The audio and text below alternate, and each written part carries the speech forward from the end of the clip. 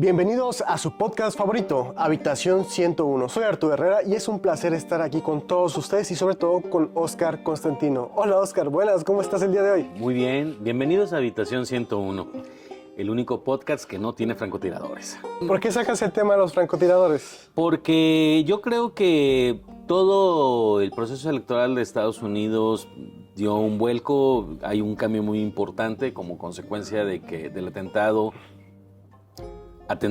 a Donald Trump. ¿A los demócratas les falló el atentado contra Donald Trump? Sí, pues es lo que dicen, la teoría de la conspiración. De hecho, yo te diría, quiero empezar con eso porque, bueno, hay que generar el hype, a ver si no tenemos a alguien muy enojado que nos escriba.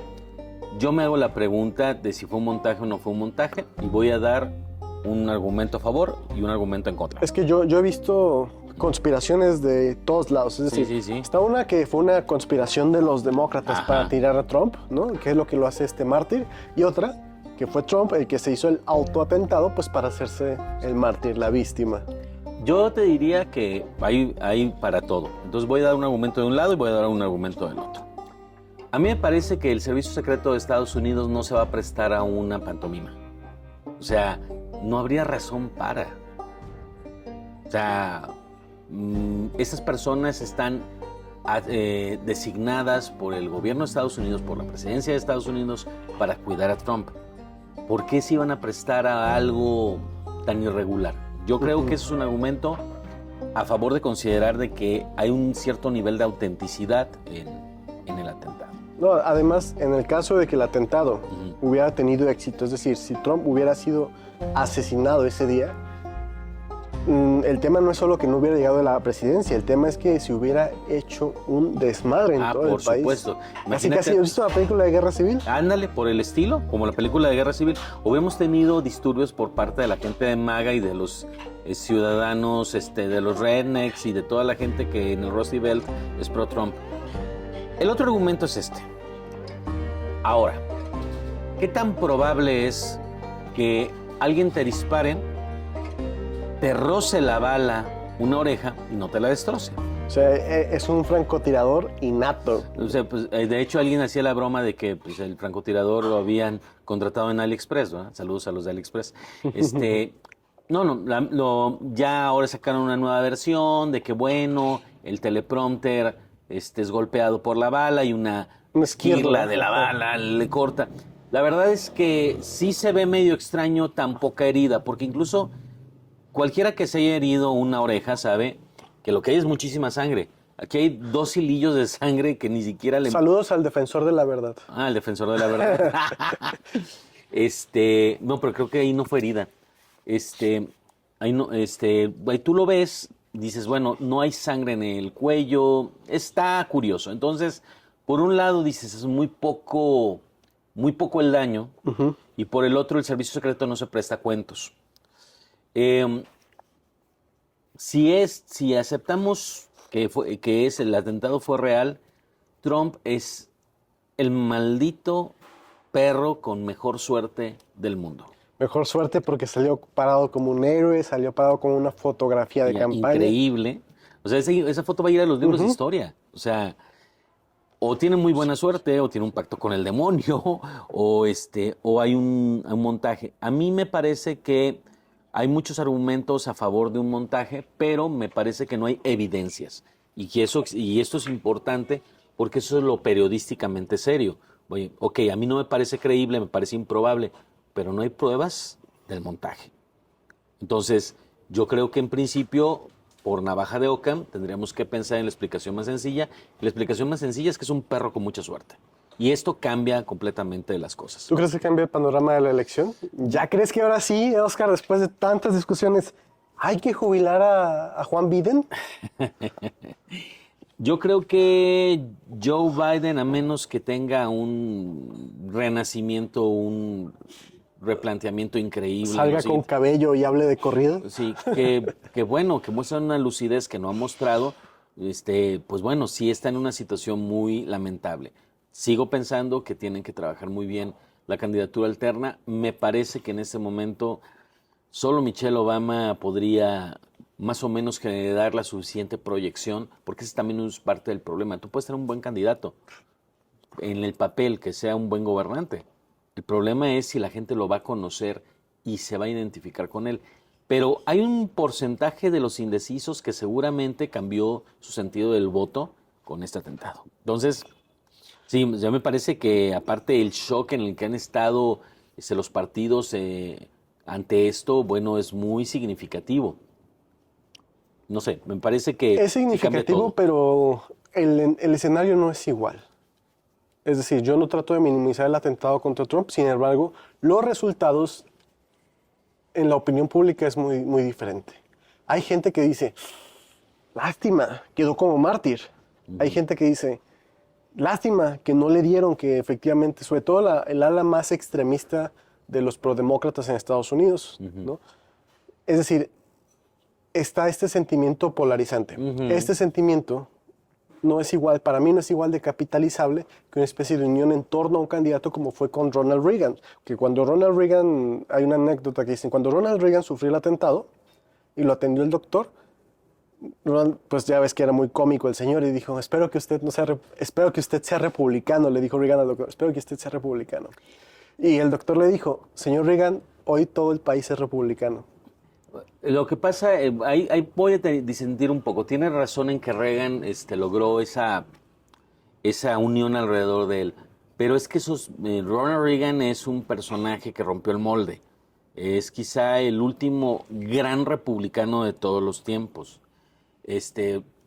Trump es un personaje que utiliza el membrete o la membresía del Partido Republicano para algo completamente distinto. Es un movimiento medio evangélico, medio nacionalista, medio proteccionista, medio populista de derecha. Y pues bueno, precisamente él es una figura polarizante. O sea, no vas a concitar estas mayorías con alguien que, bueno, pues para mucha gente es muy detestable y para otro grupo es muy adorable. O sea, no tiene ese carisma que tenía Reagan. Eso es una razón. Y la segunda es porque también el daño que sufrió Reagan en el atentado es mucho mayor que el que sufrió Trump. O sea, de hecho, las bromas respecto a que se aventó una bolsa de cápsula en la oreja y de que estaba tomándose una michelada, no sé, ha habido varias cosas, o sea, no solo se dan en México, o sea, la realidad es que sí, le fue muy bien. Y si le hubieran pegado en un hombro, no estoy queriendo con esto hacer gore, ni poniéndome cruel, pero es que si a ti te rozan una oreja y pues bueno, levantas el puño y dices que tú puedes y todo, pues bueno, yo creo que en un partido de fútbol llanero te lastimas más, ¿no?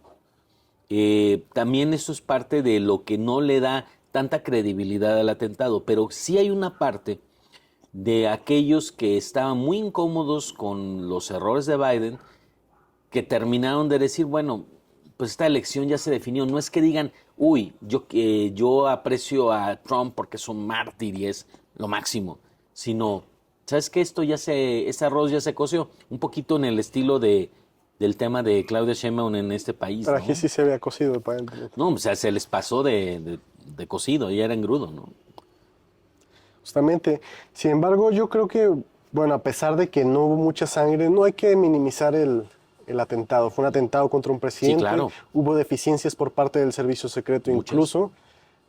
Circularon imágenes de personajes, de mujeres del servicio secreto que en lugar de proteger al presidente, lo primero que hicieron fue protegerse a sí misma, ¿no? Algo así como tipo Maynes en el evento. Y otra diferencia también con los políticos mexicanos, curiosamente, me llegaron memes, no sé si tú los vistes, de políticos estadounidenses, políticos mexicanos, Trump pues, sacando el puño muy Sí. airoso y Maynes corriendo. Ah, claro. No, bueno, Maynes es una vacilada. Oye, pues habría que hablar bastante del tema de Trump.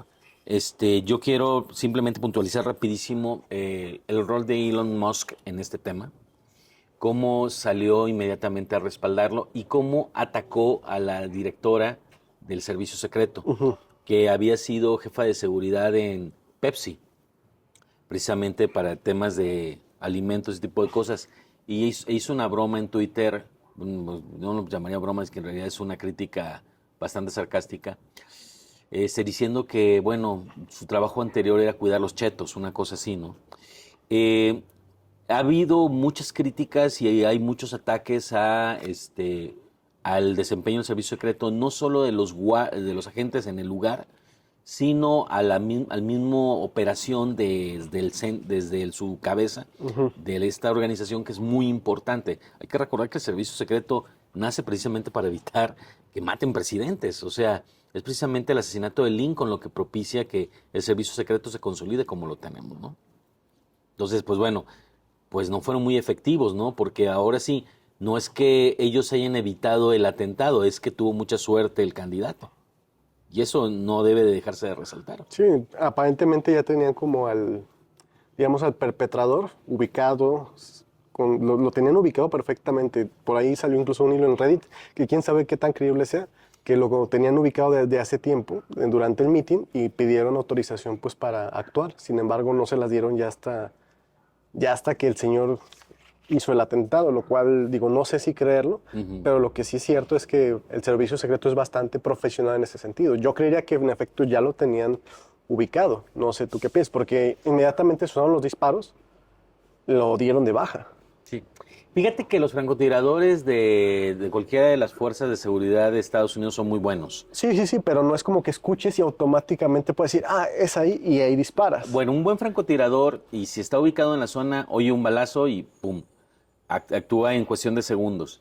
Más bien, creo que hay un tema, como lo señalas, de una mala dirección en las cabezas.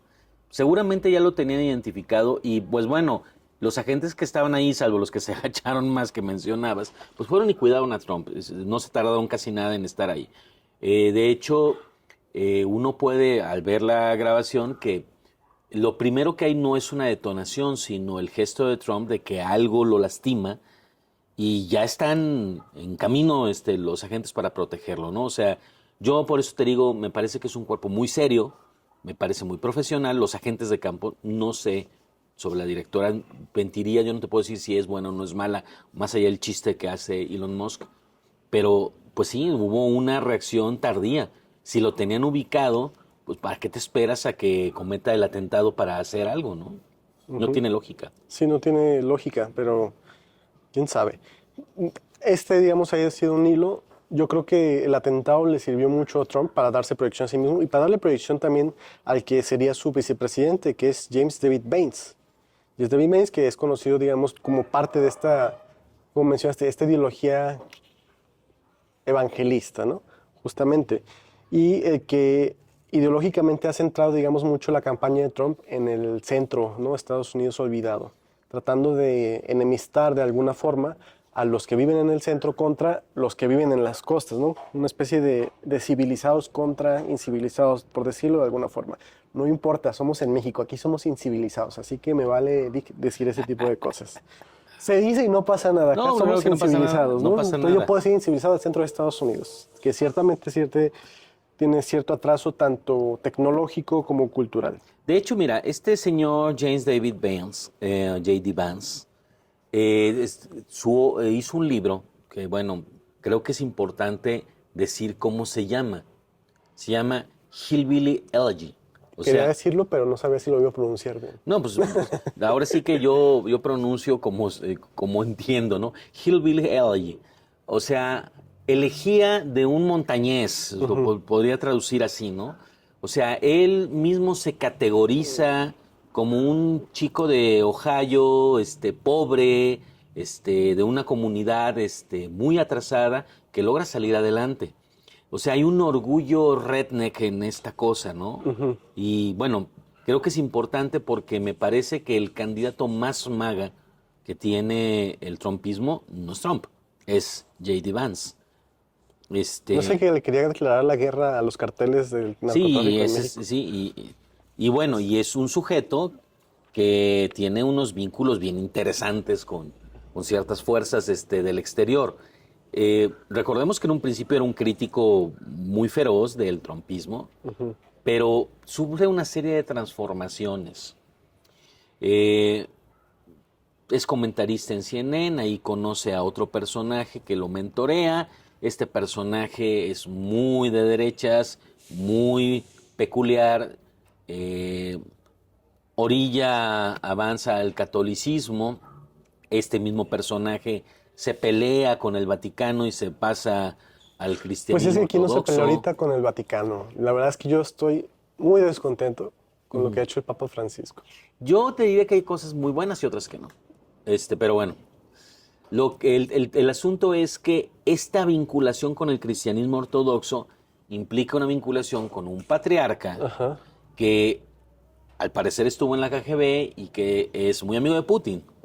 Y hay una relación entre Víctor Orbán, el mandamás húngaro, y Putin con Vance, que, bueno, explica por qué Vance es una persona con un discurso muy peculiar en temas de relaciones exteriores. O sea, pues no nos extraña que pues tenga un orgullo redneck, que en ciertas cosas sea muy afín a la ideología de MAGA en el interior de Estados Unidos, pero es alguien que, por ejemplo, está en contra de la defensa de Ucrania. Eh, Obviamente tiene un rollo a favor del autoritarismo de Orbán, ha hecho declaraciones al respecto de eso. Les recomiendo, hay un hilo muy bueno de Nacho Montes de Oca en Twitter donde viene explicando la andadura de Vance. Pues bueno, eso ataca a la OTAN. Tú dices, ¿cómo le hace un sujeto para, en temas domésticos, pues orientarse mucho a esta ideología del Rusty Belt, pero en temas de política exterior estar de acuerdo con lo que plantean sujetos que están claramente en contra de lo que ha sido siempre la política exterior de Estados Unidos, como es el caso de Putin y pues obviamente de Víctor Orbán? Sí, estamos hablando de que esto, digamos, algo que se le critica mucho a la administración Trump es que Estados Unidos, me refiero a 2016-2020, se dio mucho terreno internacional. Es decir, comenzó a dejar de financiar a la OMS, pues, se quitó un poquito de la ONU, dejó de meterse en otros conflictos y la gente lo ve eso con buenos ojos. Sin embargo, como bien se sabe en política, no existen los vacíos de poder. Si no lo llenas tú, lo llena alguien más. Y quienes han estado llenando esos vacíos de poder, en efecto, son China y Rusia. Yo pensaría que esta política de anti-OTAN, anti-ayuda a Ucrania, básicamente lo que hace es que está dañando a Estados Unidos en el sentido de que le está quitando poder sobre el mundo. Y ustedes dirán, pues es que tú eres un anglofílico, te mama Estados Unidos. Y sí, la neta es que Estados Unidos a mí me parece un país modelo en muchos sentidos. Sin embargo, ¿ustedes qué escogerían? ¿O tú qué escogerías? ¿Que el gobernante del mundo, que la potencia hegemónica sea Estados Unidos? ¿O prefieres que sea Rusia? ¿O prefieres que sea China? Mira, de hecho, bueno, yo que ya soy bastante viejo, me tocó vivir la Guerra Fría y te puedo decir que, pues a los que nos tocó vivir la Guerra Fría, sabemos lo terrorífico que era pensar en que la Unión Soviética la ganara. Y yo soy de la opinión de que, bueno, la política exterior de Trump, salvo en el caso de Israel, yo creo que en el caso de Israel tiene una muy buena política externa, pero en lo demás no. Sí, que los demócratas la han cagado durísimo en su Terriblemente. apoyo al pseudoestado de Palestina. Y un filoarabismo que no tiene justificación. Bueno, yo creo que sí ha actuado en contra de los intereses históricos de Estados Unidos. Y yo recuerdo una película que tiene, bueno, es una película que tiene un remake de Manchurian Candidate, que habla de un personaje que termina siendo candidato a la presidencia de Estados Unidos, si mal no recuerdo, pero que en realidad es sembrado por los comunistas. Yo no voy a decir seriamente, aunque lo he dicho en broma, que Trump es un Manchurian Candidate, pero sí podría decirte que su agenda no es la de las dos visiones de la política exterior de Estados Unidos que ha tenido siempre, que es, o casi siempre, que es el faro o el cruzado. El faro de democracia, Estado de Derecho, derechos humanos, o el cruzado que busca imponer eso en otras partes del mundo. Es que así como lo dices, lo de Mature Candidate suena muy de infiltración, de externo. Yo creo que sí puede ser un poco de eso, pero no tan explícito. Es decir, ellos puede que agarren al candidato que ellos creen que les pueda beneficiar más, no precisamente como que ellos lo puedan meter tan así. Y yo creo que es algo que sí está pasando. O sea, Trump puede ser que a lo mejor obedezca a ciertos intereses de otras potencias extranjeras y le apuesten sus fichitas a él. Y lo mismo pasa en el caso de México, ¿no? En el caso de México, pues se han encontrado los vínculos del señor López y de su partido con Venezuela, Con China, con Cuba y demás. Pero, pues a lo mejor ellos encontraron en este político, digamos, esa infiltración y no propiamente que ellos se hayan metido a sus infiltrados. Te voy a platicar una historia de la conspiración rápidamente. A mí me la platicaron y quien me la platicó, pues tiene vínculos con ciertas organizaciones estadounidenses. Trump había sido financiero o había sido solidario, sponsor, como le quieras llamar, donador del Partido Demócrata. Sus amigos eran los demócratas. De repente se hizo republicano. No fue una conversión ideológica. Según esta fuente, Trump hizo un estudio de mercado. Él quería ser presidente de Estados Unidos y dijo, ¿qué tengo que hacer? Y el estudio que hizo, el estudio de mercado que le hicieron, le dijeron, mira, punto número 1, tú no puedes ser demócrata. Tienes que ser republicano. Punto número 2, tú tienes que tomar una agenda. ¿Los demócratas son el PRI de Estados Unidos? Los demócratas son el Morena de Estados Unidos hasta cierto punto. Sí. No, pero me refiero en el nivel de odio que siente la gente. Bueno, es que depende. Si tú le preguntas a la gente de las costas, pues ellos quieren mucho al Partido Demócrata. O sea, las mayorías ilustradas no tienen problemas con el Partido Demócrata. Pero todos los estados del centro, del Rust Belt, sí tienen problemas.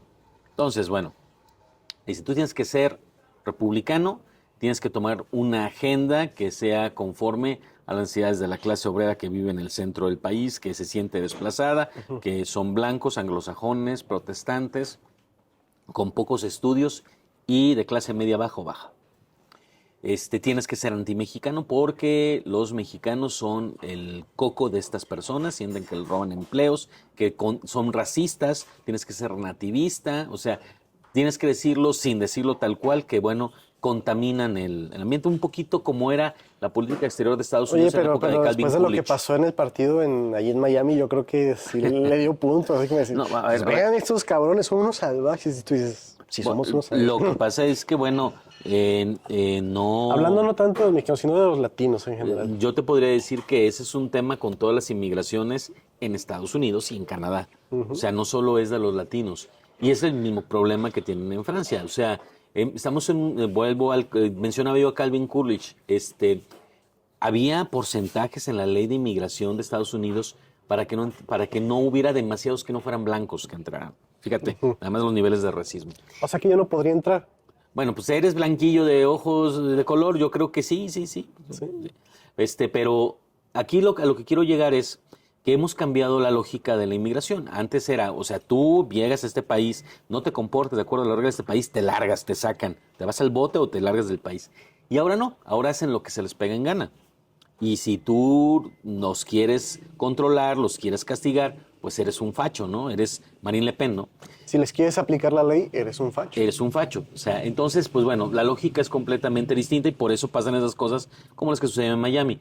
Pero a lo que quiero llegar es que, bueno, tienes ahí un tema de política exterior que, bueno, fue toda la política de Trump está diseñada con base en un estudio de mercado de acuerdo a esa teoría de la conspiración. Entonces, no es que los chinos lo hayan puesto, no es que Víctor Bayana lo haya puesto, no es que Putin lo haya puesto, de acuerdo a estos planteamientos, él es el vendedor de un producto altamente exitoso para el cual preparó la mercadotecnia. Y bueno, en ese proceso, si tú eres nacionalista, si estás en contra de la intervención extranjera, lerolero, candelero, pues te vas a entender mucho con ciertos autoritarios.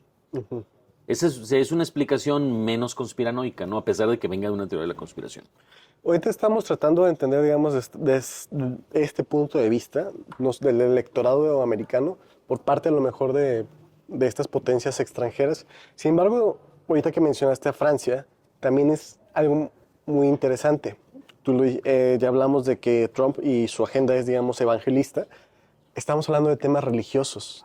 En Europa, ahorita el tema que más pesa es el religioso de los inmigrantes. No es tanto que sean ya inmigrantes, es que son inmigrantes de una religión diferente que son los musulmanes y están ocasionando un caos. Entonces puede ser que estemos viendo en este momento una especie de revitalización, ¿no?, de las guerras santas internas de alguna forma, ideológicas, guerrillas, digamos, de comunicación. Y a mí me parece muy interesante. ¿Por qué? Porque los países que de alguna forma tienen una especie de religión homogeneizada son los que al final se llevan un poquito mejor. Y los países que comercian mejor pues, son los países que comparten lazos culturales como la religión o el idioma. ¿Tú crees que puede haber algo de esto dentro de la candidatura de Trump? Que estamos viendo una especie de conflicto religioso dentro de Estados Unidos que obliga a la gente a decir, pues vamos a irnos por este candidato que de alguna forma representa el cristianismo, o el cristianismo desde un punto de vista de Cristo. Me refiero a católicos, a protestantes, incluso, pues sí, de valores judeocristianos, podríamos decirlo así. Bueno, yo te diría que todo el movimiento MAGA está lleno de evangelistas. Eso es un rollo evangélico. Y pues bueno, esa es la mitad. La mitad es el rollo evangélico y la otra mitad es el nativismo. O sea, pues un tema a dos partes. O sea, me opongo a los que no tienen mi sistema de fe. Y lo digo en sentido amplio, no es nada más religión, sino también ética y moral, ¿no? Y dos, me estoy en contra de los que no son como yo. O sea, hay un poco o muchito de racismo en el asunto y hay un tema de guerras ideológicas y guerras de comportamiento. Yo te diría, a contrapartida de lo que mencionas, nada más lo dejo como un factor, que las sociedades que son altamente tolerantes funcionan porque sus componentes no abusan de su libertad. Es decir, tú puedes tener, como ha habido en algunos momentos dorados del desarrollo económico y social del mundo, pues sociedades donde concurren gente de distintas creencias, pero las creencias de estas personas son de la puerta de su casa hacia adentro, no hacia afuera. El problema es que esto ya no está sucediendo. O sea, no puedes tener, para que haya tolerancia, el espacio público tiene que ser de todos. No puede ser de algunos o algunos abusar de él. El problema de Francia es que precisamente la inmigración musulmana pretende que los espacios públicos son para los gustos de ellos. Y lo que ellos no toleran o no aceptan, pues lo agreden o atacan en consecuencia. Bueno, ese es el problema. O sea, tú puedes tener, o sea, Estados Unidos siempre ha sido un melting pot, un crisol. Parece que fue un programa de relaciones internacionales, perdón. Siempre ha tenido muchas creencias, o sea, confluyen judíos, ortodoxos, musulmanes que eran tolerantes y que eran moderados. El problema es el radicalismo de ciertas creencias. Y bueno, sí, coincido contigo en que eso trae como resultado una especie de neocruzadas. Si tú tienes de un lado a musulmanes radicales, pues del otro lado vas a tener que tener cristianos radicales. Vas a tener que tener, porque creo que no los tenemos todavía del todo. En Francia, por ejemplo, la izquierda ganó justamente porque yo creo que los franceses están divididos entre los que apoyan a los musulmanes y los que no. Pues que se fueron a tercios. Y Obviamente, ¿quién ganó? Y los musulmanes están con los musulmanes. No, ellos no se identifican siquiera como franceses, son musulmanes. Claro bueno, ponle que sí pretenden, pero pretenden que haya un califato, muchos de ellos, ¿no? Que ya lo hicieron una vez, no veo por qué no lo volverían a hacer. Pero finalmente se fueron a tercios, o sea, más bien aquí lo interesante es que una fuerza política que siempre estaba por abajo del tercio, llegó al tercio, que es la derecha nacionalista francesa. Yo no voy a llamar ultra a Marine Le Pen.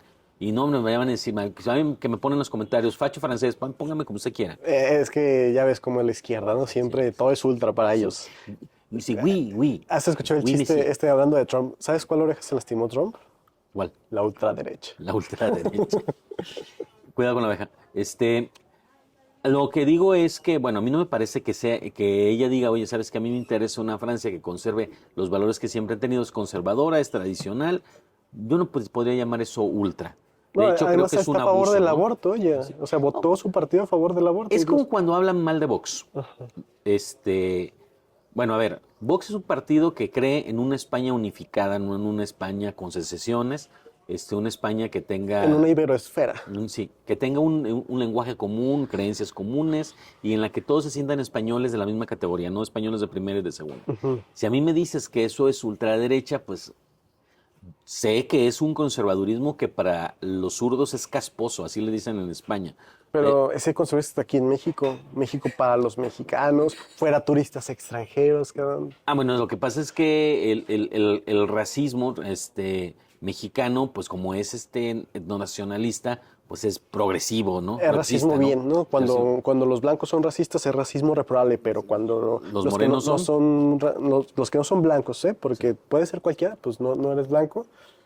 Resulta que estás haciendo tu derecho, estás defendiendo tu cultura. Estás reivindicando los valores populares. Los valores populares, ¿no? Los valores prehispánicos. Una sarta de tonterías. Pero hablando de tonterías. Pero, diría yo, el tema es estos grupos que llaman de ultra no son propiamente ultra. O sea, ultra era Jörg Haider en Austria, ¿no? O sea, simplemente lo dejo anotado porque creo que es un buen tema para después, para otro programa. Bueno, pues lo vamos a rescatar para otro programa. Pero sí, estamos hablando de tonterías. Ya podemos admitir, por favor, que Xóchitl, una muy mala candidata. Ay, pues para alguien que la apoyó y que... Sí, yo también la apoyé. Yo también la apoyé, pero pues ya pasó. Sí. Nosotros no somos chairos, podemos cambiar de opinión y no nos vamos a sentir mal. No, de hecho, ni siquiera cambio. O sea, yo todo el tiempo la apoyé y me dolía mucho sus tonterías.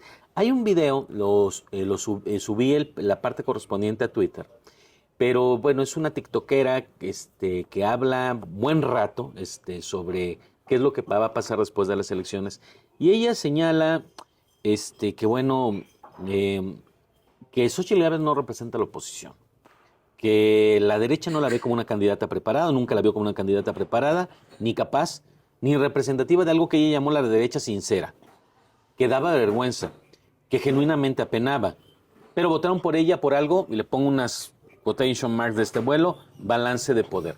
Neta, los fanáticos de Morena creen que votamos por Xóchitl porque nos representa como oposición. Verdaderamente creyeron que ella la vemos como una candidata preparada, capaz, que representa como una derecha sincera. Por supuesto que no, nos da vergüenza. Por supuesto que era vergonzoso verla en campaña. Apenaba, genuinamente apenaba. Pero votamos por ella, por una cosa que se llama balance de poder. Bueno, yo tengo lamentablemente que decir que sí, coincido en todo lo que dice. Pues sí, de hecho, yo me sostuve mucho en críticas. Al principio en las elecciones, digamos, las primarias, por decirlo así, que se intentó el Frente Cívico Nacional, sí dije, híjole, Xóchitl está mal aquí y acá, ¿no? Porque creo que era el tiempo para decir, eso está mal. Pero ya cuando era campaña yo decía, si lo critico de alguna forma es sumarle puntos a Morena. No me quiero ver así como los chairos de programas de televisión de este tipo de cosas, no podemos señalarla porque mira, va a afectar más a la izquierda y va a darle votos a la derecha. Sin embargo, pues en ese momento dije, bueno, pues es que estamos luchando contra una especie de Goliat, ¿no? No podemos ponerle el pie al Davidcito que tenemos, que era Xóchitl Gálvez. Davidciña. La Davidciña, entonces no la critiqué así duramente, pero ya en retrospectiva digo, que no hubiera ayudado, en retrospectiva no hubiera ayudado. De todos modos, la búsqueda del candidato tuvo que haber sido mucho antes. Claudia Sheinbaum desde 2020 estaba haciéndose campaña a sí misma, ¿no? Para la presidencia. Algo así debió haber sido. Entonces, ya era el último tramo, pues no valía la pena hacer la crítica, pero sí, hizo una sarta de tonterías. Creo que lo que más le afectó fue su imagen, ¿no? No tanto como era ella. Bueno, sí, su imagen ya de pendeja. Suena feo. Yo estimo mucho lo que hizo. Yo estimo que se haya atrevido a lanzarse y todo. Pero sí era una pendejez salir, por ejemplo, que se le cayera la maleta, que se ría de eso, que saliera brincando como si fuera una niña chiquita. Lo de la bicicleta, lo del huipil, dices... ¿El chicle? El chicle, dices, ay, Dios mío, no puede ser. Y bueno, mira, yo voy a ponerlo en equilibrio así. De todos los precandidatos, creo que era la que podía sacar más votos. O sea, creo que a pesar de que Enrique de la Madrid fuera más capaz o que Beatriz Paredes tuviera más experiencia política, iban a conectar menos con la gente. Entiendo que por eso fue seleccionada, pero sí tuvo una cadena de pero es que una cosa es frescura. Barbaridades, ¿eh? Una cosa es frescura, que es lo que le decían, es que es una candidata fresca, jovial y demás. Sí. Una cosa es ser fresco y otra cosa es ser pendejo. Ya. Bueno, es que ese es el punto. Conectaba por su frescura, o sea, cosa que no tenían los otros. Por eso yo entiendo que hayan seleccionado a No, es que Xochitl. tú ves a los panistas y parecen muertos por dentro. Sí. Ve a Marco Cortés es el doctor Duque de Caxias, el testículo que no bajó. Marco Cortés es el testículo que no bajó. Más bien es un furúnculo. Es un forúnculo, ¿no? Y también que es Romero, Romero, ¿a cuál te refieres? El que está ahorita. que suena para ser presidente Sí. del PAN, también tiene una cara, o sea, es el Rafita Gorgori, diría Don Licuadoro. O sea, su cara de muerto así, su peinado con extra de gel así, dices, eso, qué carajo. No, pero así. tampoco en el PRI ni en los otros había. O sea, yo entiendo esa parte de por qué la escogieron.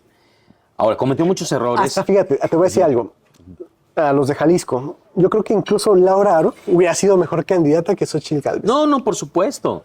De hecho, Laura Aro no obtuvo más votos por el factor Lemos.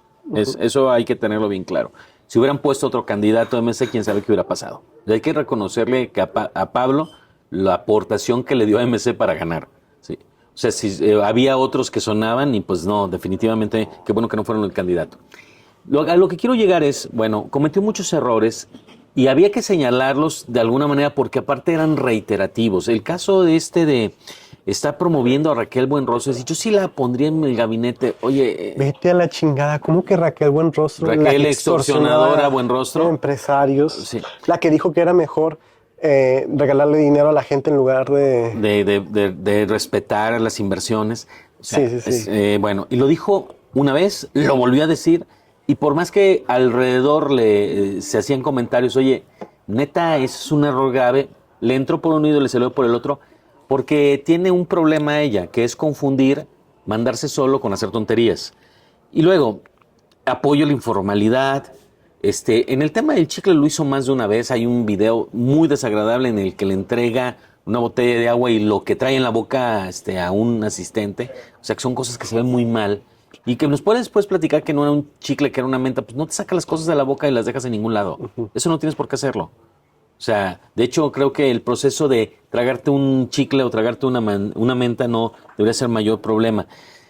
Pero hablan de una forma de ser descuidada. Déspota, es que eso es lo que parece. Déspota y descuidada. Déspota. Al presidente López lo ves rascándose la cola en público, pero no le está pasando su mierda a otra persona. No, de la mano, ¿verdad? Jalándole la mano así luego. Con Xochitl sí, o sea, es su chicle, o sea, la mala educación de haberse sacado el chicle o la menta, lo que quieras, y déspota tipo el video de Cristina Kirchner donde se quita el abrigo, no sé si lo has visto. No, a ver, dicen, es una muestra de lo déspota y de lo acostumbrada que es a que le sirvan a ella, ¿no? Llega a una sala, se quita el abrigo, o sea, literalmente se lo quita y lo avienta, porque alguien lo iba a agarrar. Lo iba a cachar. No, pues no es que lo cachara, es que una persona, enseguida que hace esto, ya una persona lo tenía. ¿No? Da esa sensación de esta señora vive, ahora sí voy a sonar chairo y me caga, chairo progre y me caga cómo usan esta palabra, pero sí como vive en un privilegio de que todo le hacen y esas muestras hacen que se pierda la conexión esa que decíamos de es que es fresca y demás, se pierde cuando ves que le da el chicle a otra persona. Mira, te voy a decir algo, lo que pasa es que la gente normal, como tú y yo, vamos a un restaurante, nos comemos una hamburguesa, se quedan las servilletas sucias y nos causa problema, nos incomoda, nos preocupa que el mesero tenga que agarrarnos de servilletas sucias. O sea, las ponemos dentro del plato para no causarle ese problema. ¿Sí? ¿Por qué? Porque por pura empatía decimos, oye, a mí no me gustaría tener que recoger eso. Voy a llegar a recoger las babas y los mocos de estos cabrones. Entonces tú dices, o sea, a mí sí me causa pena. Entonces, ¿sabes qué? Mis servilletas las pongo dentro del platito, ¿verdad? Y para causar la menos incomodidad posible. Cuando alguien asume, de hecho me parece muy priista eso de toma mi botella y toma mi chicle y toma mis cosas. O sea, yo creo que cometió muchos errores, pero a mí los dos errores políticos son los que me parecen más graves. El de Buenrostro es uno. Luego, esto de la felicitación en la víspera a Sheinbaum, me parece imperdonable. Que diga misa, todos los argumentos que dio son puras tonterías. Sí. Traicionó a los partidos con los que había acordado que iba a dar una respuesta en conjunto. Ese argumento de que fue título personal, título de candidata, perdón, eso, hay una palabra para decirlo, es una pendejada. No, pero pues la traición fue de antes, ¿no? Al principio dijo, yo no soy ni del PRI ni del PAN, yo soy ciudadano y la chingada. Güey, le estás pateando la cara a los que te dieron la plataforma para ser candidata. Sí, bueno. pero te voy a decir por qué es más grave. Porque 2 minutos antes habías acordado con los 3 líderes de los partidos de que iban a dar una respuesta conjunta. Bueno, entonces, no es una tontería el argumento de no, es que lo hice a título personal. 2, aparte de eso, presenta una impugnación por la elección en la que no pide la nulidad.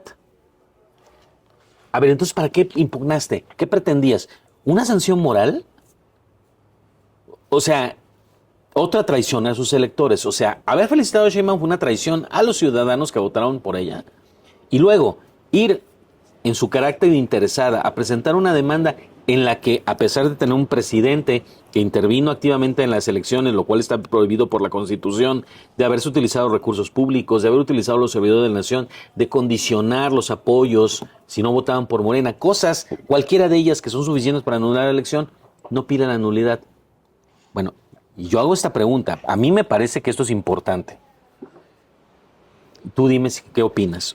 ¿Xochitl merece liderar la oposición? No, yo creo que no puede ni liderarse a sí misma en este momento. O sea, dice, voy a hacer una gira en todo el país. O sea, pretendes... Está haciendo una Naya 2.0. O sea, Naya 2.0. ¿Pretende apoderarse de la marea rosa? ¿Quién debería ser el líder de la marea rosa? ¿Existe todavía esa marea rosa? También. Yo creo que existe, muy debilitada, muy dolida, muy decepcionada, pero ahí está, porque es toda la gente que está preocupada por la reforma judicial, que está preocupada por los abusos que trae López y que existía antes de Xochitl. Pero es que la marca es importante. Para mí la marca es importante. Sí, la sí marea es. rosa nació para defender al INE. El INE actualmente está tomado por López. Sí. Eso no lo podemos negar. Se hizo de la vista gorda toda la campaña. El Instituto Tadei. El Instituto de Tadei. Y la marea rosa nació, pues, justamente tomó el color del INE. Y el INE muy tramposamente pues cambió sus comunicados a un color más moradito. Más moradito, tirando la guinda.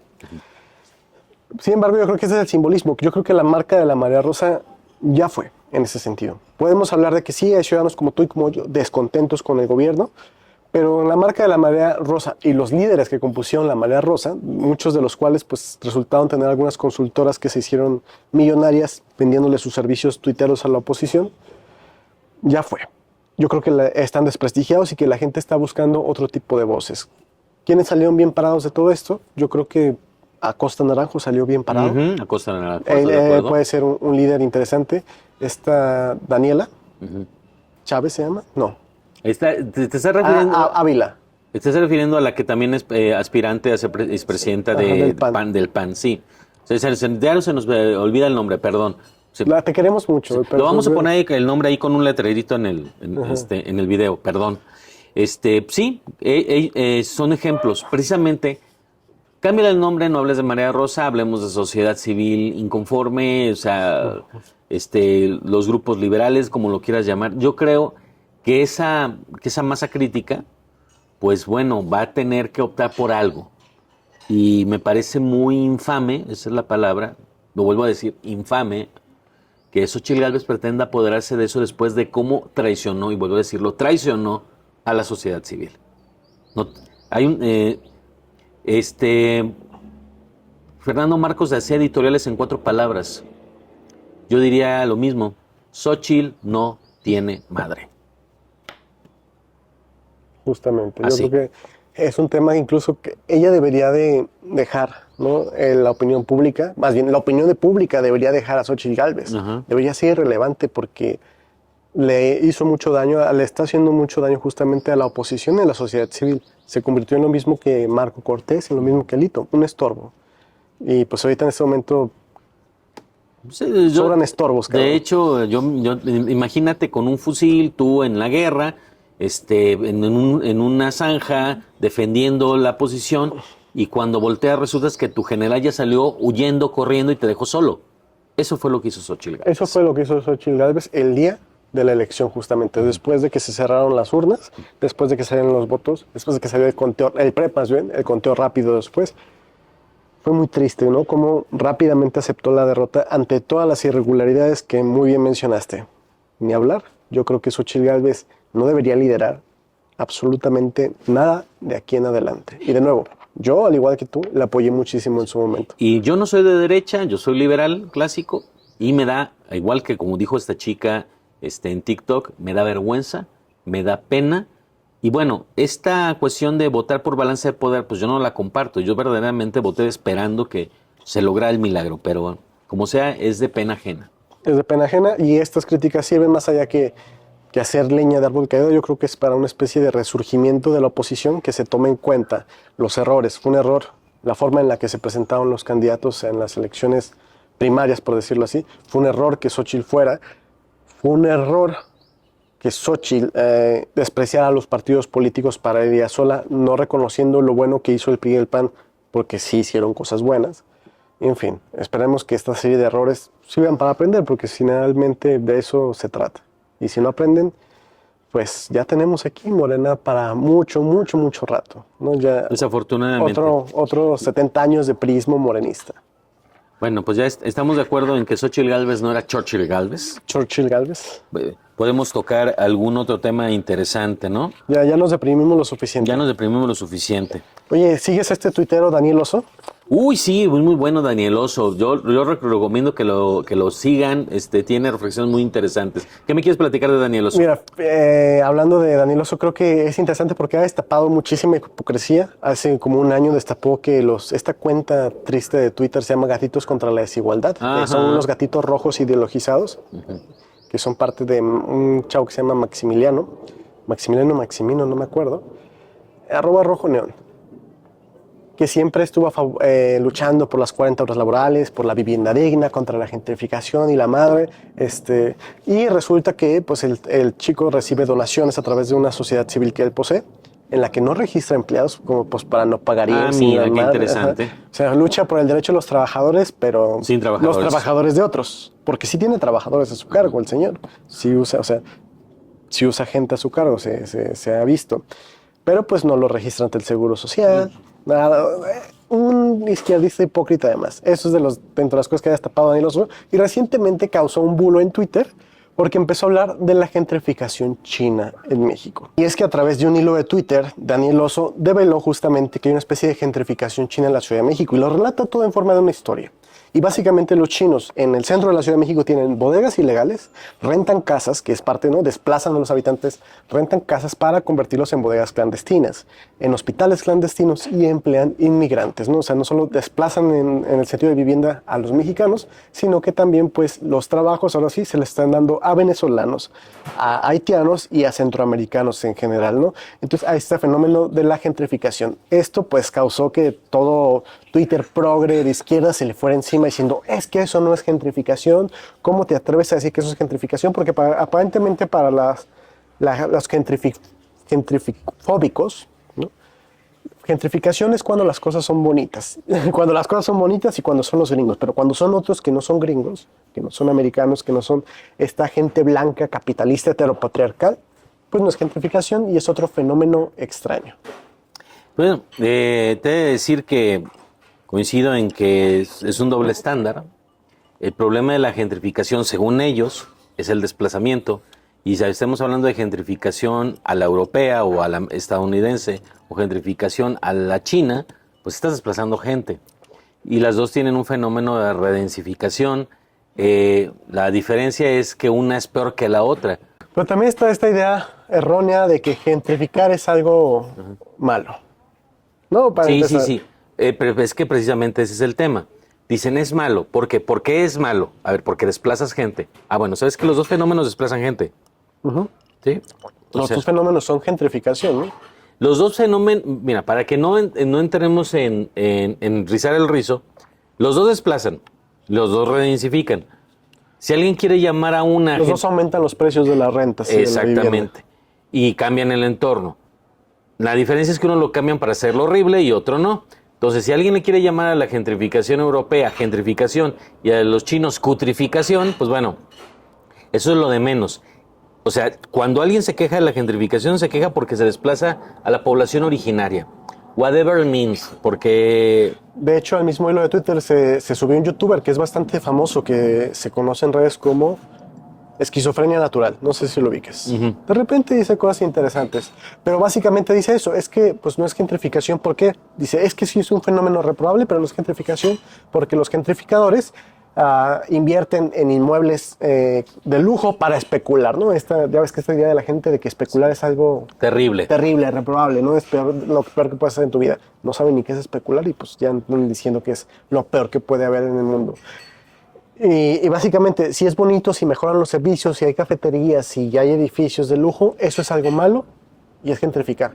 Pero, en cambio, si se convierten en bodegones, si tienen inmigrantes en situación de esclavitud y en precarias condiciones de salud, no es gentrificación y está bien, ¿no? No es gentrificación y de hecho un montón de gente comenzó a atacar a Daniel Oso diciéndole que era xenofobia. Hazme el favor. Entonces cuando sea fea está bien, pero cuando... O sea, si tú te quejas de que un gringo está en la Roma, ahí no es xenofobia.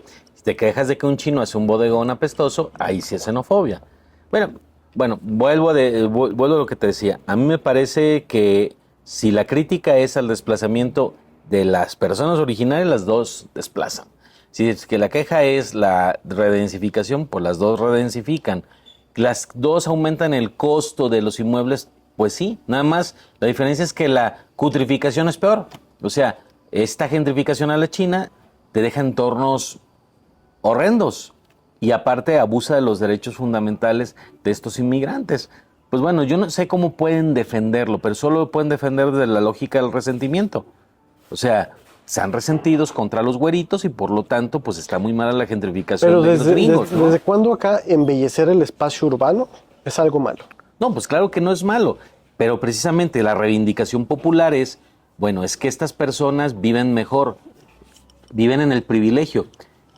Seguramente el chino que explota centroamericanos no vive en el privilegio. ¿Has visto cómo vive un chino rico? No, la verdad no. No conozco chinos, si te soy Bueno, sincero. te voy a platicar un dato que es verificable aunque no conozcas chinos. El uso del oro y de la estética alrededor del oro en los productos de lujo se dio por la demanda de los chinos de este tipo de Yo productos. pensaba que eso era más como de los árabes, ¿no? Es de los chinos. De hecho, por eso empezaron a ver teléfonos de alta gama que eran color oro, color oro rosa y otro tipo de artilugios de lujo con esas características. No, viven con un lujo decadente. ¿Y sabes de dónde sale ese lujo decadente? Precisamente tener bodegones con haitianos explotados. Entonces, pues les molesta el privilegio del pensionado canadiense que se viene a vivir a la Condesa o a la Roma. Pues yo no sé dónde está el privilegio. Son personas que en su país de origen, pues obviamente no tienen ingresos altísimos, pero pues una buena pensión norteamericana te sirve bastante en un país como México. Eso les indigna, les molesta, pero no les molesta un explotador de sus hermanos centroamericanos, porque ahí sí no son sus hermanos, ¿sí? O sea, López lo dice a cada rato, pero cuando se trata de estas cosas, se les olvida. Pero de eso, hecho, estos mismos social justice warriors son los que están a favor, ¿no?, de esta inmigración. Y es que los centroamericanos, y defienden, ¿no?, esta gentrificación. Esto está bien, ¿no? Tener refugiados centroamericanos está bien, pero tener a pensionados canadienses o americanos gastando dólares aquí en México y ayudando a embellecer, porque es parte, ¿no?, de la derrama económica, el entorno de la ciudad es algo completamente malo y irreparable. Que cabe mencionarlo, ellos lo hacen totalmente en legalidad, ¿no? Mientras que los chinos se aprovechan de la falta de Estado de Derecho en México pues para hacer sus desmadres. Es que hay ilegalidades buenas, acuérdate de eso, que no me vengan con que la ley es la ley, y hay ilegalidades malas, como por ejemplo la del privilegio.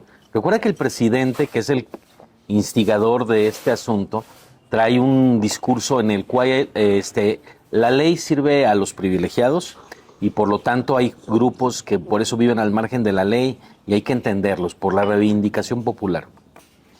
Todo se reduce a un racismo de lo más cutre, en el cual, pues, dependiendo de tu color de piel, eres buena onda o no. Pero no solo es el color de piel, es también la fealdad. Suena feo, pero no me refiero a la fealdad. Uno puede nacer feo, pero el hecho de nacer feo, ¿no? Yo me considero feo, para que no estén chingando, no implica que te vistas mal, que no te bañes, que no te cortes el cabello. Bueno, pero ¿por qué estás hablando de Raquel Buenrostro y de Ernestina Godoy? ¿Qué tienes contra Lenia Batres? ¿Qué tienes contra Lenia Batres? A ver, ¿qué? Pues es que yo creo que la forma en la que uno se cuida a sí mismo y cuida a su entorno es de cierta forma una descripción de su personalidad. ¿no? Es lo que expresa el exterior. Entonces tenemos, por ejemplo, en la presidencia, bien se dice, el señor López representa al pueblo porque los trajes los viste flojos, porque el señor casi dices, pues no se baña, trae las uñas negras y cochinas siempre, la Beatriz Gutiérrez Núñez sube los pies a la silla cuando está comiendo, una serie de comportamientos que uno puede considerar antihigiénico, pero pues que a la gente de alguna forma le gusta. Noroña escarbándose la nariz. Son descargándose la nariz.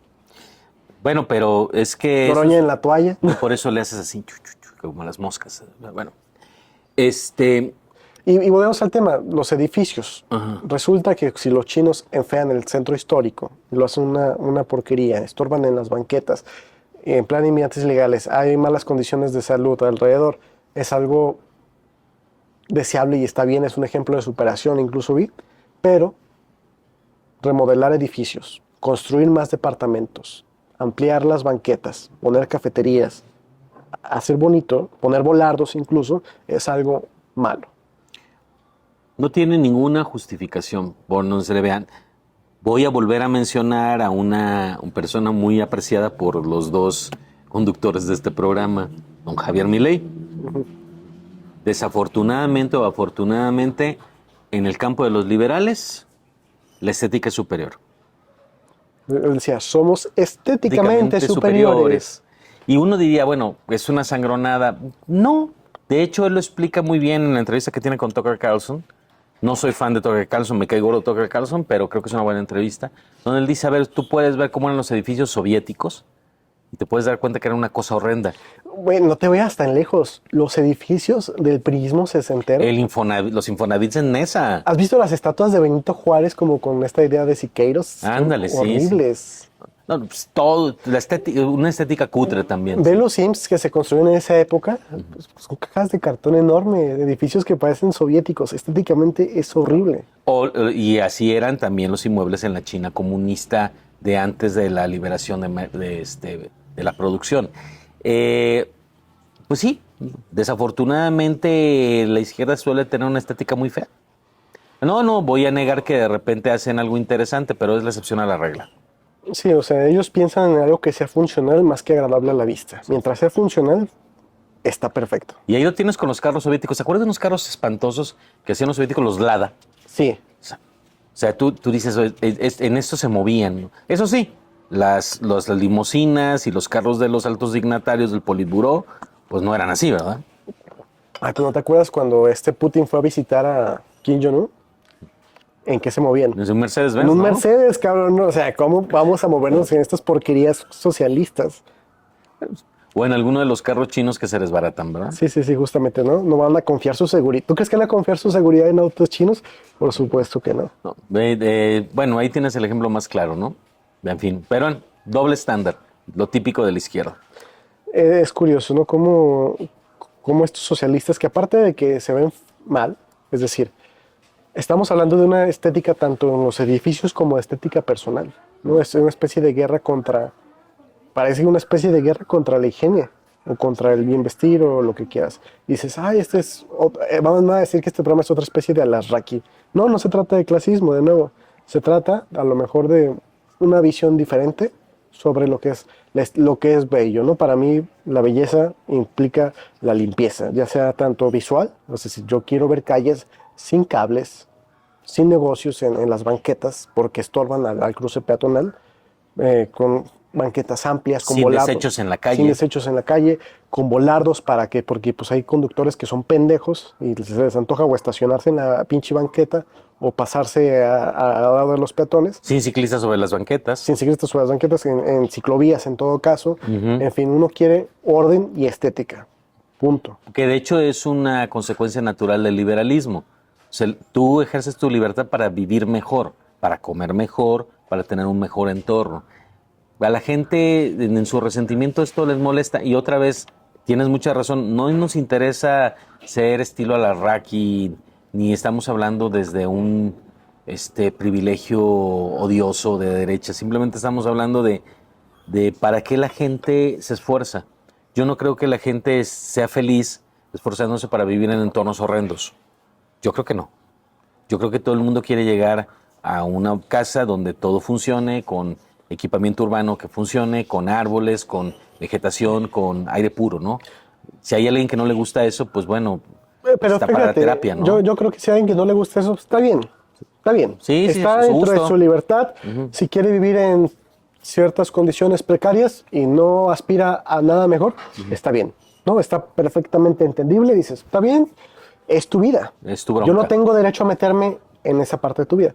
Eso es lo interesante. Sí. Que hay gente que sí se cree con el derecho de meterse en tu vida. Ese es el punto. En el liberalismo todos respetamos el proyecto de vida de los demás y los que no son liberales creen que pueden definir tu proyecto de vida. Y si tú quieres vivir en una zona gentrificada, estos que no respetan tu proyecto de vida te quieren joder. O si tú quieres mejorar tu casa, si tú quieres hacer un desarrollo inmobiliario para mejorar tus ingresos, está mal, cabrón, ¿no? Estos cabrones dicen, no, pues está mal, ¿por qué? Porque estás gentrificando. Y ya se están metiendo contigo, con tu proyecto de vida, y ese es el problema.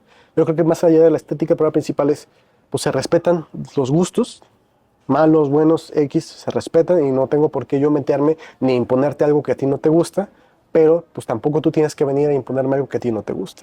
Yo creo que de hecho se presta para que tengamos un episodio que hablemos de las externalidades, porque bueno, el tema se presta para que hablemos de externalidades positivas y negativas. Eso sería un tema excelente, a lo mejor vamos a anotarlo en el tintero para otro podcast. Y ahora, Oscar, un tema muy tuyo. Yo ya me desquité contra los gentrificadores, contra los gentrificófagos, que cómo me cagan esos cabrones. Saludos a gatitos contra la desigualdad. Este tema, como sabes, Oscar, yo no soy abogado, entonces no conozco este tema también como tú. Lo único que sé que en este momento el foco, ¿no? La lupa está en los magistrados a mí me gusta decirle trife porque es más sencillo, pero creo que ya se llama trife, ¿no? Del Tribunal Electoral del Poder Judicial de la Federación. Creo que está así. A veces cambió las palabras, no sé. Es correcto, Tribunal Electoral del Poder Judicial de la Federación. ¿Por qué? Pues porque Morena, como sabemos, está peleando por una sobrerepresentación. ¿No? Una sobrerepresentación que, según lo marca la ley, máximo es del 8%. Y quieren hacer ahí unas triquiñuelas pues, para tener una sobrerepresentación mayor y tener, por lo tanto, la Cámara de Diputados con mayoría calificada. Que pues ya amenazaron que van a hacer esta reforma del Poder Judicial. Y esta reforma solo va a ser posible si en efecto tienen esta supercámara. Y por lo tanto, pues ellos, digamos, son el eslabón ahí en el que está toda la presión para decidir si pasa o no esta reforma. A ver, mira, hay varias cosas. La primera es que hay un tema, esto pasa mucho en derecho, que entre la letra de la ley y el propósito de la ley. O sea, ¿qué es lo que tú planteas propósitos con unas determinadas palabras? Y hay quien prefiere, a la hora de leer la ley, irse a lo que dicen las palabras y dejar de lado el propósito. Pero lo correcto es irte al propósito. O sea, voy a poner un ejemplo bobo. A lo mejor en tu vida cotidiana tú dices, jamás voy a hacer tal cosa. Y lo que estás queriendo decir es que en realidad va a ser muy difícil que lo hagas. No es que jamás lo vayas a hacer. O que prohíbes que... Jamás voy a contratar a una prostituta. No, no es cierto. No, no es cierto. Nunca lo... Bueno, esto no se va a hacer. Bueno, a lo mejor hay exageración en las palabras. Cuando la Constitución estableció que no deberían de tener más de 8% de sobrerepresentación, ninguno de los partidos, no había coaliciones. Lo que había era competencia de partidos. Y aquí hay un tema, lo voy a tratar de explicar en términos muy simples, muy sencillos. Pues tiene lógica que tú le des 8% de sobrerepresentación a aquel que compitió solito. Pues si el partido blanco tiene un candidato y ese era el candidato nada más del partido blanco, pues bueno, pues pensamos en darle el 8%. Pero si el partido blanco junto con el café y el bermellón se juntaron y presentaron un solo candidato, ¿por qué le tenés que dar a cada uno el 8%? En realidad compitieron con un solo candidato. El problema es que la Constitución hizo esta reforma de la sobrerepresentación en los años 90, a finales de los años 90. Y ya no queda con las reformas del 2014. Ya no se habló de la coalición después, no está prevista en la Constitución, está a nivel legal. Pero, ¿cuál era el propósito? ¿Cuál era la finalidad de esta regla? Pues que nadie que compitiera tuviera más de 8% de lo que obtuvo. Entonces, pues el propósito no se cumple si a los miembros de la coalición a cada uno le doy el 8, que es lo que pretende Morena, porque entonces el 8 se convierte en un 20-24%. Pues son 3 partidos, ¿no? Los que son la coalición. Entonces tú dices, a ver, el propósito es muy claro. El propósito era que si tú compites con un solo candidato, pues el 8% es para los que compitieron por un solo candidato y repártanse entre ustedes ese 8. Hay gente como Arturo Saldívar, un vocero. Dilo con su nombre. Bueno, es. pues, lo que pasa es que porque lo voy a introducir, porque nunca más le voy a volver a decir por su nombre, el cucaracho. Sí. El cucaracho me encanta. No, pues sí, hasta las cejas de pata de cucaracha tiene, o antenas de cucaracha. El cucaracho se aventó un rollo en su columna de Milenio y en el programa de Ciro Gómez Leiva de que hay un intento de golpe de estado técnico. ¿Y eso qué significa? Bueno, que gente como Héctor Aguilar Camín o como Ciro Murayama o los jueces que se manifestaron, pues están presionando a los magistrados del Tribunal Electoral del Poder Judicial de la Federación al opinar o al decir que están en contra de que se le otorguen estos 24 puntos a la coalición de Morena o a los partidos de la coalición de Morena. Y él ha insistido en algo muy tramposamente, que es la letra de la ley. Es que la letra de la ley así se ha aplicado, pero si algo ha sucedido en los tribunales federales desde hace muchísimos años, es lo que llamamos las nuevas reflexiones. O sea, de repente hay una discusión, se hace más análisis y dices, oye, ¿sabes qué? Esto que estuvimos resolviendo de esta manera no está bien. Hay que resolverlo de otra manera. O sea, y esto pasa en todo el mundo. O sea, la Corte Suprema de Estados Unidos falló a favor de esclavistas mucho tiempo y después tuvo nuevas reflexiones y ya no lo hizo. Lo mismo sucedería aquí. O sea, es claramente inequitativo y abusivo que aquellos que compitieron con una sola candidata, que es Claudia Sheinbaum, y que se presentaron como una coalición en los cargos legislativos, ahora digan, no, es que ¿sabes qué? Vamos a que considérenos como partidos separados cada uno y no como una sola entidad. Es un abuso. Es un abuso y es una trampa. Pero finalmente la última palabra la va a tener el tribunal. Y es ahí lo interesante. La última palabra de un tribunal que está cojo porque le faltan varios miembros y que incluso se niega, ¿no? El Senado actualmente, es el Senado, ¿no? El que nombra nuevos magistrados, a nombrar nuevos magistrados. Oscar, ¿qué va a pasar aquí? Bueno, ahí hay muchos problemas. El primero es que tendrías que tener mínimo 6 magistrados para calificar la elección. Bueno, hay un procedimiento para otros casos que te permite nombrar un magistrado, vamos a llamarlo interino. Ahí medio lo resuelves. El tema es a quién van a nombrar y se supone que el Senado debió haber resuelto esto en tiempo y no lo resolvió porque, bueno, hubo una oposición del presidente López Obrador a que el tribunal estuviera completo. Hay algo que Macario Schettino plantea en su podcast de Fuera de la Caja, que salió el martes.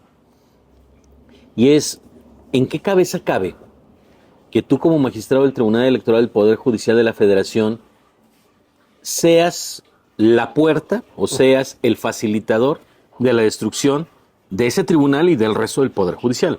Porque si el Tribunal Electoral del Poder Judicial de la Federación, cuando llegue el asunto con ellos, porque primero la asignación la plantea el INE, y si hay impugnación, si no están de acuerdo los partidos, pues van al tribunal.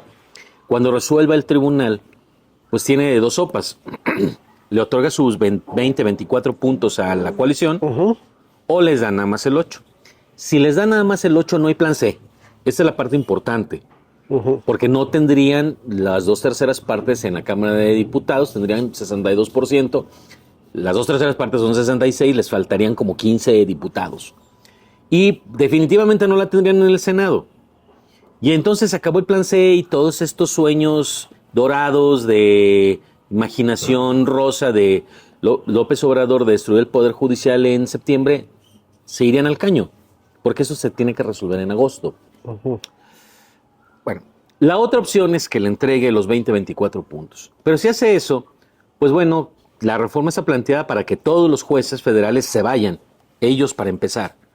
Entonces pregunta Macario, yo creo que es una pregunta bastante legítima, ¿por qué alguien votaría a favor de su destrucción? Pregúntale a México, cabrón. Sí, pero te voy a decir cuál es la diferencia. A ti como elector te regalaban cosas, tenías algo. ¿Qué van a obtener a cambio los magistrados del Tribunal Electoral del Poder Judicial de la Federación para destruir la democracia? Ese sería el tema. ¿Qué les van a dar? Ya les amenazó la fiscalía con unas carpetas horrendas. Les prometieron que siempre sí los van a dejar. No tengo idea. Pero el sentido común marca que el Tribunal Electoral del Poder Judicial de la Federación debería negarse por sentido de autopreservación, por respeto a la Constitución, por la finalidad, por el propósito de la figura que está en la Constitución para la sobrerepresentación, debería negarse a entregar esos 20 puntos. Y lo que va a pasar después de eso, si lo hace, es todavía más interesante.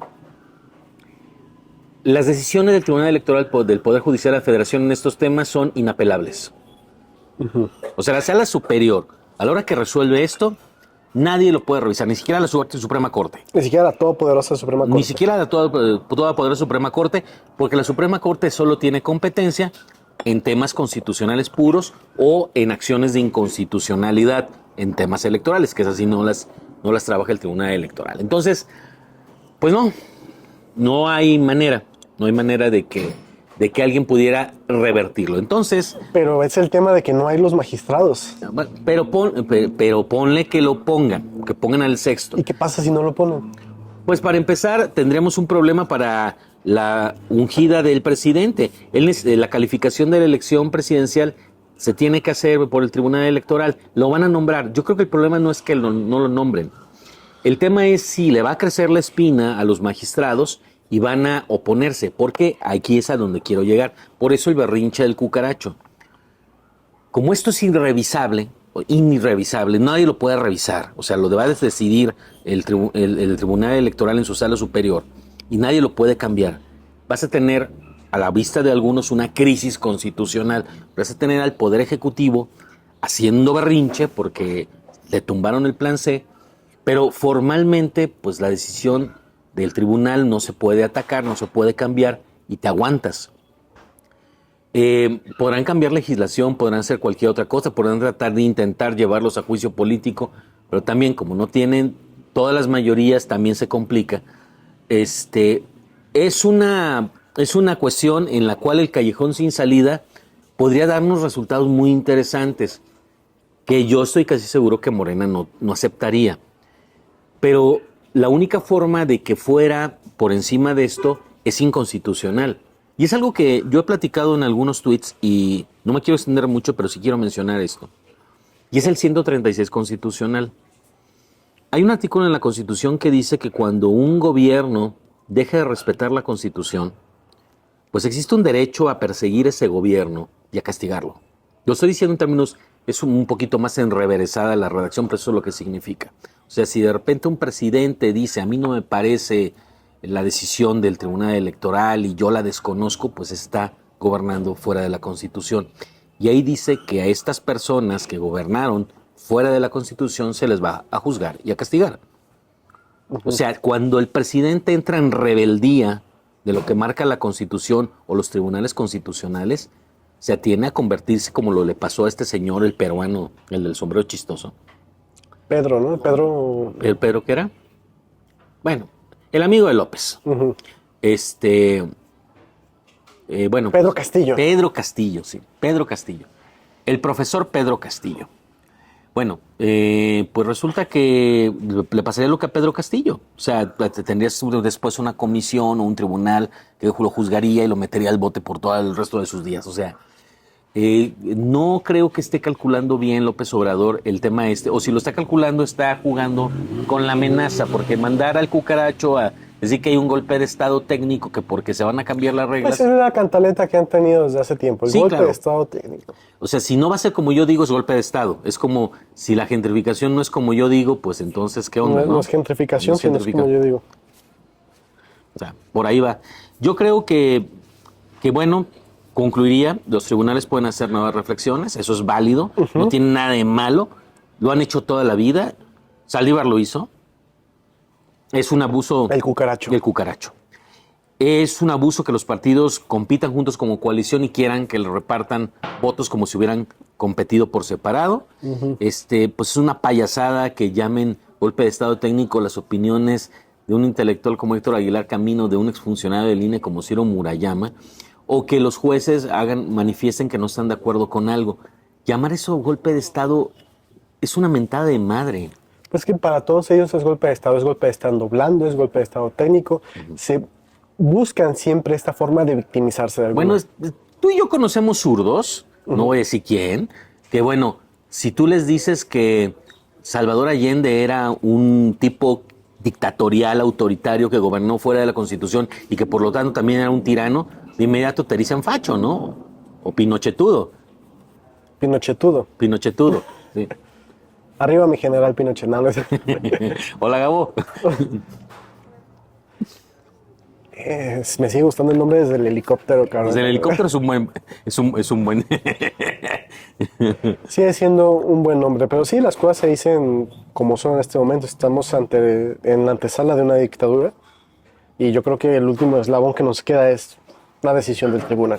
Que ojalá, como dices, les crezca la espina y se animen. Porque no importa lo que les prometa Morena, porque solamente están siendo atacados por los dos frentes, ¿no? Tanto por el lado de las fiscalías, que seguramente le tienen a los magistrados ya armadas ahí sus carpetitas de investigación, que sí resultan bueno para armar carpetas de investigación a políticos y opositores y miembros del Poder Judicial, pero no para los delincuentes, ¿no? Como se les fue el marro hace poquito. Yo de hecho te voy a decir que también las carpetas las hacen mal, pero tienen truqueado el procedimiento y por eso se los amuelan. O sea, yo creo que tú ves el caso de Emilio Lozoya y no debe haber estado tanto tiempo en la cárcel. Ese es un ejemplo claro. Estuvo mal hecha la carpeta, pero el juez no tenía espina. Aunque sí hay jueces sin espina. Como el juez Padierna, ¿no? Okay, bueno. ¿Qué agregaría yo pues al también respecto de esto? está otra parte, esta de los sobornos, ¿no? Decían que cuando el PRI, parte del éxito del PRI durante el siglo XX fue que antes de amenazar, antes de encarcelar a sus opositores, los compraba, ¿no? Sí. Decía Álvaro Obregón, nadie aguanta un cañonazo de 50,000 pesos. Bueno, ya está muy devaluado, a lo mejor ya son de 5 millones o de un poquito más. Pero si algo se ha caracterizado en Morena en general, es cómo desprecian a los suyos, cómo desprecian a su propia gente, cómo les hacen promesas y al final los desechan como si fueran basura. Yo quisiera hacer un consejo final para los magistrados. Tiene que ver con asunto de qué les prometieron para que fallen a favor de Morena. Y yo lo voy a decir esto, si algo pasa en la política mexicana, y no solo lo hace Morena, lo hacen todos los partidos, es tratar de comprar a la gente con promesas que después no cumplen. Yo lo he visto en transiciones de administraciones de un lado a otro, en que le dicen a alguien, tú facilítame las cosas, te vamos a considerar y no los consideran. Yo creo que tendrían que tener alta desconfianza cualquier cosa que les prometa o con lo que los amenace Morena. Y terminaría con una frase de Borges, ¿verdad? Nadie, no es literal, nadie se ha arrepentido jamás de ser valiente.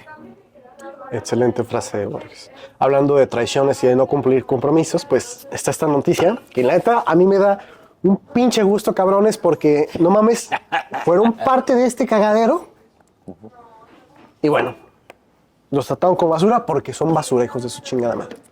Yo sí lo digo. Servidores de la nación fueron despedidos. ¿Por qué? Porque decidieron formar un sindicato. Un sindicato porque resulta que para los que no saben quiénes son los servidores de la nación, son cerca de 80,000 monos, es la mejor descripción que puedo dar, que van por ahí repartiendo y haciendo los censos de los programas sociales. Es decir, fueron parte de la maquinaria fundamental para darle el triunfo a Morena en estas elecciones del 2024. Bueno, pues resulta que los tenían trabajando pues jornadas muy, muy largas. No los tenían con seguridad social, ellos exigían IMSS, cosa que no pueden tener IMSS porque como son servidores públicos les corresponde tener ISSSTE, pero ellos exigían IMSS. En fin, decidieron hacer un sindicato para defender sus derechos laborales. ¿Y qué pasó? Que hizo el gobierno de Morena, el gobierno laborista, el gobierno del pueblo, los expulsó, los despidió a través de llamadas telefónicas, ya ni siquiera enfrente, ¿no? A través de Zooms y llamadas telefónicas fueron despedidos estos servidores de la nación que decidieron afiliarse a este sindicato. De nuevo, Saludos a Gatitos contra la Desigualdad, la hipocresía de la izquierda. En fin, ahora sí que yo digo hay a disfrutar lo votado, cabrones, ¿no? Por apoyar ellos a la conciliación de este régimen.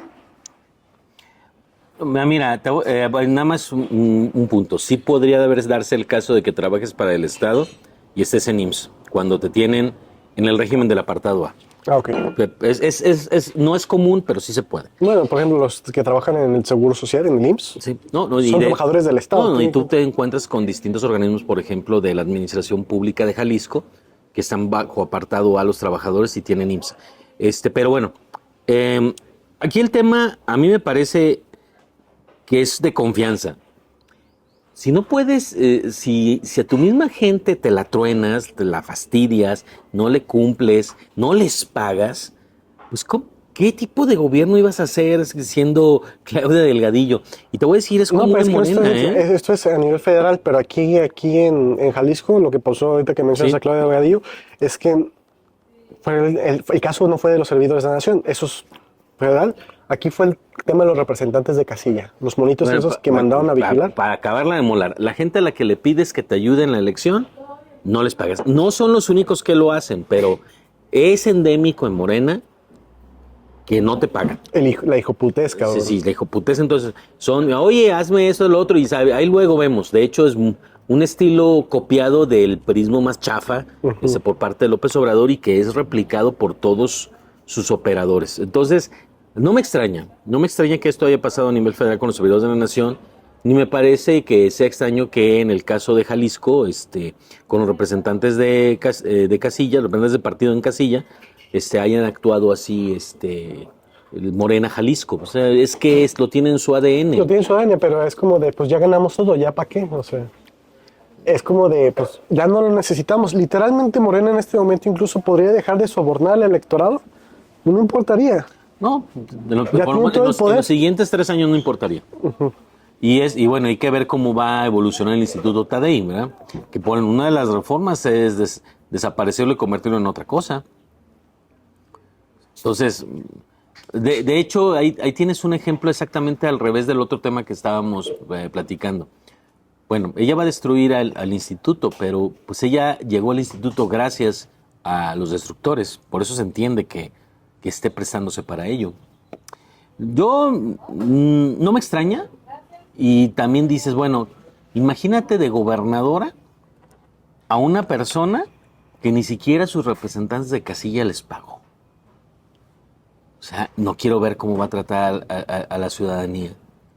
Es que es déspota la señora. Es de lo peor que Manuel Prisco en su momento. Y pues esta es déspota, es briaga. Pues uno puede ser briago y no ser déspota. O puede ser un briago buena onda, tipo Aristóteles. Que Aristóteles, a pesar de todo, caía bien el cabrón. Pero finalmente la señora, desde el concierto más bien, desde que prometieron este concierto afuera del Hospicio Cabañas, ¿no? En la explanada, el de Santa Fe Clan, y les llovió y cancelaron todo, y finalmente lo hicieron entre ellos, los cabrones. ¿Qué nivel de hijoputez, cabrón? ¿Te das cuenta del nivel de déspota de que les vale 3 hectáreas de verdolaga? ¿Cómo tratan a los suyos? Es mezquindad, ser miserable, abusivo, gañán, gandalla. Pues gente muy nefasta. Pero ¿sabes qué es lo peor? Que yo creo que hay gente que ha sido víctima de estos cabrones, sigue votando por estos cabrones. Bueno, ahí tienes a Guerrero. Sí, tenemos a Guerrero, tenemos a Acapulco, ¿no? Sí. Que refrendó a la alcaldesa. La alcaldesa que no sabía qué hacer. La alcaldesa que no sabe qué hacer y está pidiendo apoyo. Dices, güey, pues ni modo, es lo que quiere la gente. ¿Será un tema de autoestima? Bueno, sí. Alguien te podría decir que la sumisión a cierto tipo de dominaciones o de abusos, que es muy común en la idiosincrasia del mexicano, pues tiene un componente cultural e histórico fuerte, ¿no? O sea, la gente que dice sí, y obedece porque tiene miedo de que le peguen, que la perjudiquen. Sí, pues, pero ya les pegan y ya los perjudican, los patean y dicen, gracias. Pues a lo mejor los van a patear más, ese es su temor, o a lo mejor los van a patear tanto que los van a morir, los van a desvivir, como dicen en redes. O sea, no sé. Yo quisiera encontrar una lógica, pero pues es como el que vive en una relación abusiva, ¿no? O sea, ¿por qué soportan los abusos? A veces es por el costo de oportunidad. O sea, me acuerdo de una explicación que hace Richard Posner, ¿no? Si tú te gastas $1 millón en un elefante de marfil blanco, enorme, y nadie te lo quiere comprar en esa cantidad, y alguien te ofrece $1, ¿deberías de venderlo o no? Y bueno, pues ahí es cuando la economía es contraintuitiva. O sea, la mayoría de la gente dice, no. Eso es $1 millón de... Gasté $1 millón y el economista te va a decir, no, espérate. Es que todas sus pérdidas ahora van a ser de 999,000, 999. Ya no son de $1 millón. O sea, algo le sacaste. Para quien no entienda la referencia de Richard Posner, está un episodio buenísimo de Los Simpsons que se llama Barty el elefante, ¿te acuerdas? Ajá. Que gana por la radio un elefante. Y entonces dices, güey, pues es un elefante, vale un chingo de lana. Y Homero comienza a intentar sacarle rédito al elefante, pero finalmente se dan cuenta que es más costoso mantenerlo que tener el mismo elefante. Sí. Y el costo de oportunidad precisamente radica en decir, oye, ¿sabes qué? Me cuesta más seguir en esto que no estar. Pero la gente no lo ve así, lo ve como el que quiere conservar el elefante. Dice, híjole, es que me va a salir más complicado quitarme de encima esta opresión. Y por eso se siguen agachando. Esa es la explicación económico-psicológica de por qué actúan así. Pero es ese sesgo, ¿no? Sí. El sesgo de los costos hundidos. Sí, y de la aversión al riesgo y de bueno, el negarse a reconocer las pérdidas. Porque finalmente el que vende el elefante, aunque lo venda en $1, pues reconoce la pérdida, pero ya no quiere seguir perdiendo. Y eso para el mexicano es muy difícil. Para el mexicano es muy difícil decir, oye, pues sabes que ya le invertí mucho a esto, pero sale peor que le siga invirtiendo. Es muy complicado.